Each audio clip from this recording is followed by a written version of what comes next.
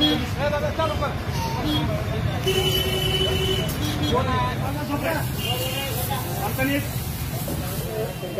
म्हशी चोरणाऱ्या इसमास पकडण्यात आलेला आहे आणि पोलिसांनी पाठलाग करून पकडला. काय कशा पद्धतीनं तो पाठलाग करण्यात आला आणि कुठल्या कुठल्या गुन्ह्यामध्ये तो आरोपी आहे?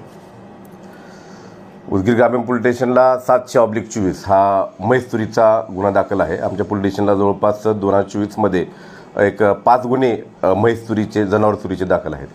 त्या संबंधानं आम्ही आमचे DBचे अंमलदार जे आहेत ते माहिती काढत होते आणि त्याप्रमाणे आम्हाला अशोक नावाचा जो 2.5 वर्षापासून सापडलेला नाही असा एक गुन्हेगार आहे, जो सराईत म्हशी चोरणारा आहे, त्याचा आम्ही शोध घेत होतो.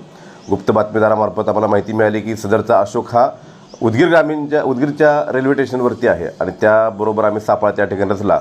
परंतु आरोपी हा सराईत आणि चपळ असल्यामुळं तो त्या ठिकाणी पळत जाऊन रेल्वे पट्टीच्या बाजूलाच असलेल्या समतानगरच्या परिसरामध्ये एका नालीमध्ये जाऊन तो लपून बसला. एकदम फिल्मी स्टाईलनं फक्त मुंडकं वर राहील एवढ्या अशा घाण नालीमध्ये तो लपून बसलेला होता. परंतु पोलिसांनी, आमच्या DBच्या अंमलदारांनी पुन्हा त्याचा बारकाईने शोध घेतला असता तो त्या ठिकाणी आम्हाला मिळून आला. त्याला नालीतून बाहेर काढण्यात आलं.